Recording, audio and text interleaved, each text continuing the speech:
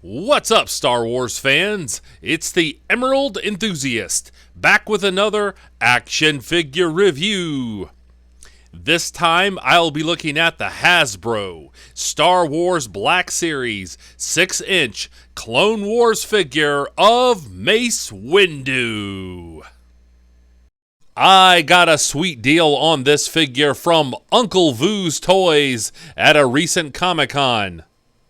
For a wide variety of collectibles, make sure to check them out on Twitter, Facebook, and Instagram. That's Uncle Vu's Toys.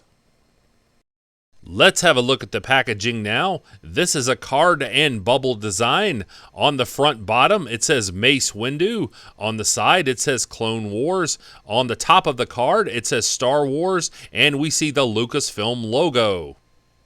On the back, we get a Star Wars timeline, some character art of Mace Windu, and a brief description of Star Wars Clone Wars. Here is a close-up of the description of that animated show that ran on Cartoon Network from 2003 to 2005.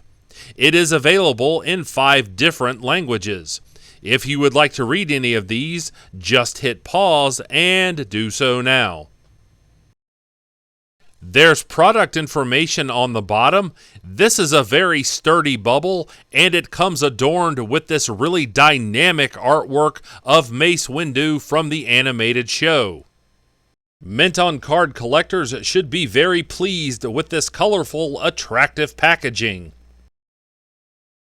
And now let's bust open this package and see what's inside.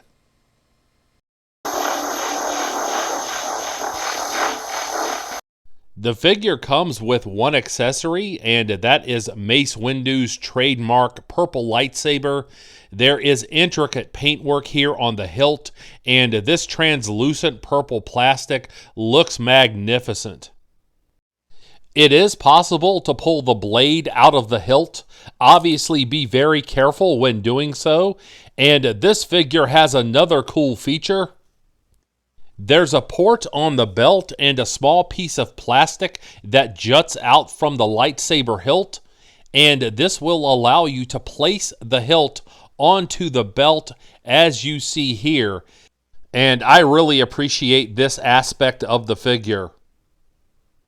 And here we see Mace Windu free of the package and ready to rumble. This figure is unique in that it's a realistic look based on an animated design, so it may not be to everyone's taste, but I was overjoyed to get this figure. I only have minor criticisms, so let's have a closer look at the loose details now. Let's have a look at the lower body now, and there are lots of wrinkles sculpted into the boots, and I really appreciate the texturing. You can see lots of detail there. I've seen some fans say that they wish there was more paint detail to make the outfit look weathered and dirty, but I'm okay with this clean look. As you can see, there are slits cut in the sides of the attire, and that aids with the articulation. Again, I've seen some collectors say that there should be more paint detail on the belt, but I think it looks fine. Here's the reverse view. Lots of good sculpting here. That's very impressive. And if you have an extra peg stand somewhere, the figure does have holes in the bottoms of the boots. Now let's have a look at the torso, and I really appreciate the sculpting details that make this look like various layers of clothing. Also, this robe is soft goods. It is not removable. However, it is very high quality. Now let's have a look at the arms, and although I am impressed with what we got here, I really wish that there would have been one alternate hand with a force-wielding gesture. This is a gripping hand, and it holds the lightsaber quite well. Some fans have complained that the gauntlets are missing paint.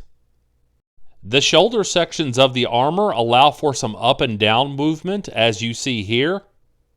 I really appreciate this chest armor. It gives the figure a unique look and it stands out from other Mace Windu figures. As we look at the head sculpt, it definitely has a realistic likeness to Samuel L. Jackson as opposed to the animated version. Not all collectors will like that, but Mace Windu is my favorite Star Wars character, so I was more than happy to add another realistic looking figure to my collection. The skin tone is accurate, and I really appreciate the very focused expression on this head sculpt. One problematic area is that this is not the best balanced figure. I really had to work with it to get it into stable poses to make this review. So be mindful of that when you're posing this figure. You certainly wouldn't want it to fall off of a high shelf and be damaged. In terms of articulation, the feet move backward and forward at the ankle joints. There are double jointed knees, and this will allow you to get the figure into a running pose, as you can see here. As I stated earlier, the slits in the sides of the attire limit the impact that they have on the hip joints. You can still get the figure to step back, and that will give you posing options. There's a quadriceps swivel as well. And you can get the legs to articulate out to the sides this far. So all things considered, I think that is adequate. In terms of the upper body, the torso can rotate here at the waist, and there is also plenty of swiveling. As you can see here, you can get the figure to rock back and crunch forward. There's rotation at the wrists, and you can move them from side to side. They're swiveling at the elbows, and you can bend them to this degree. So I would have liked a little more there, but that's not a huge criticism. The arms can move backward and forward to this degree. I feel like these are butterfly joints in the shoulders. I can't get the robe off to see, but that's the way that it feels to me, and this allows you to get the figure into this magnificent wingspan pose. As you can see, there is plenty of movement in those shoulders. In terms of the head sculpt, the head moves easily from side to side on the neck joint. You can get the figure to look up and down, and there is an adequate amount of head tilting. While there are a few limitations here, this is still a decent amount of articulation.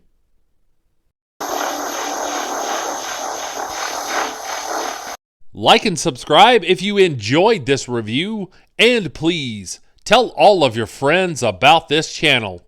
I would certainly appreciate it. And I'll be back with more Star Wars content soon. But until we meet again, this has been the Emerald Enthusiast, and thanks for watching.